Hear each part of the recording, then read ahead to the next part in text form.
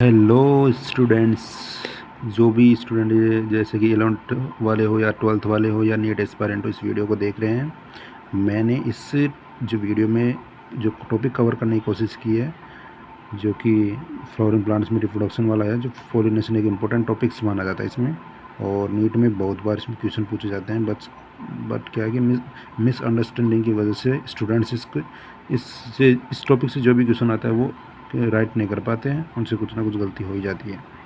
तो हम इसको समझेंगे क्या क्या है इसमें, टाइप्स ऑफ पोलिनेशन और एजेंट्स के बारे में समझेंगे। और बेसिक जो टर्मिनोलॉजी एनसीईआरटी में गिवन है, उसको आप इसी टर्मिनोलॉजी को यूज़ करते हुए आप उसको एक्सप्लेन कर सकते हैं। उसको आप देख लेना, अगर कोई डाउट हो तो मेरे को बता देना। टेलीग्राम पे ही अपलोड होगा ये वीडियो, वहाँ पर मैंने मेरा पर्सनल जो टेलीग्राम अकाउंट है उसका भी मैंने लिंक डाल रखा है, तो आप मेरे को डीएम कर सकते हैं अगर कुछ समझ नहीं आता है। तो मैं कोशिश करूँगा कि पूरा समझ में आ जाए आपको। पोलिनेशन टर्म का मीनिंग होता है कि पोलन ग्रेन्स का ट्रांसफर एंथर टू स्टिग्मा। अब पोलन ग्रेन्स क्या होते हैं? पोलन ग्रेन्स क्या है कि मेल गैमेटोफाइट होता है जो कि एंथर के अंदर बनता है माइक्रोस्पोरेंजिया में। तो एंथर से उसका ट्रांसफ़र होगा स्टिग्मा की तरफ। स्टिग्मा क्या है? एक फीमेल रिप्रोडक्टिव स्ट्रक्चर है, तो इससे यहाँ एंथर से स्टिग्मा की तरफ ट्रांसफ़र होगा। अब क्या है कि पोलिनेशन का डिवाइड कर दिया गया है, टाइप्स बनाए गए हैं पोलिनेशन के। और वो टाइप्स किस बेसिस पे बनाए गए हैं कि अगर मान लो कि प्लांट एक हो और फ्लावर भी एक हो, जिसके अंदर male and female reproductive structure same plant flower में हो, प्लांट एक ही है। और प्लांट एक है but male and female flower अलग अलग होंगे। और तीसरा क्या है कि जिसमें प्लांट ही डिफरेंट होंगे, तो प्लांट डिफरेंट होंगे तो मेल एंड फीमेल फ्लावर भी डिफरेंट हो जाएंगे, अलग अलग हो जाएंगे। तो इसके बेसिस पे इनको तीन में डिवाइड कर दिया गया है। जो फर्स्ट है ऑटोगेमी है, सेकंड है जीनोटोगेमी है, और थर्ड है जीनोगेमी है। आप डायग्राम से समझ सकते हैं अच्छे से, और मैं अभी एक्सप्लेन कर रहा हूँ चीज़ों को सबको।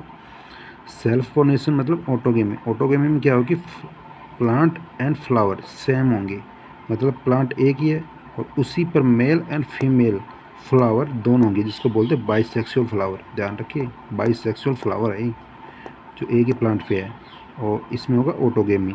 तो इसमें एक ही फ्लावर के अंदर ट्रांसफर होगा पोलन ग्रेन्स का, जो कि मैं डायग्राम से शो कर रहा हूँ। ऐसे जीएनोटोगेमी टर्म्स में क्या है कि मैं बता रहा हूँ, लास्ट ईयर ये क्वेश्चन ऐसे पूछे थे, मतलब डेफिनेशन से क्वेश्चन पूछ लिया उसने। तो जीएनोटोगेमी में क्या होता है? फ्लावर सेम रहेगा, plant same but flower different है। प्लांट सेम है बट फ्लावर अलग अलग है, तो डिफरेंट डिफरेंट फ्लावर की मेल एंड फीमेल फ्लावर, यानी यूनिसेक्सुअल फ्लावर होगा। और ऐसे ही जीनोगेमी में क्या होगा? जीनोगेमी में क्या होंगे? प्लांट डिफरेंट होंगे। प्लांट डिफरेंट होंगे तो फ्लावर भी डिफरेंट हो जाएंगे, मतलब इसमें प्लांट एंड फ्लावर दोनों डिफरेंट होंगे। तो इस तरह से जो प्लांट होते हैं ना, दो अलग अलग प्लांट होते हैं, उसको बोलते हैं डायोसियस। अगर प्लांट सेम है तो उसको बोलते हैं मोनोसियस। तो मोनोसियस डायोसियस जो टर्म दी जाती है प्लांट के बेसिस पे दी जाती है कि एक है तो मोनोसियस, दो है तो डायोसियस। ओके।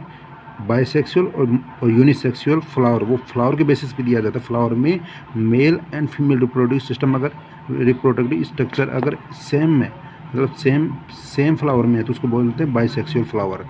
और यूनिसेक्सुअल फ्लावर उसको बोलते हैं जो अलग अलग होंगे, मेल एंड फीमेल स्ट्रक्चर्स। तो ये दोनों आप ध्यान रखना, यूनिसेक्सुअल, बाइसेक्सुअल, मोनोसियस और डाइसियस में। ओके, मैंने एक्सप्लेन कर दिया है। अब देखिए इसमें क्या है कि ये जेनेटिकली और फिजिकली सेम है, जबकि ये जेनेटिकली सेम है बट फिजिकली डिफरेंट है, और ये जेनेटिकली एंड फिजिकली डिफरेंट है। तो इसमें जेनेटिकल वेरिएशन तो नहीं आएंगे दोनों में, बट इसमें जेनेटिकल वेरिएशन आएंगे क्योंकि ये अलग अलग से प्लांट से आ रहा है। तो इसमें कुछ वेरिएशन होंगे तो उसमें ट्रांसफर हो जाएंगे, तो फर्टिलाइजेशन के थ्रू इसमें आ जाएंगे वो वेरिएशन। तो इसमें वेरिएशन आएंगे, इन दोनों में वेरिएशन आएंगे। तो क्वेश्चन ये पूछता है वो।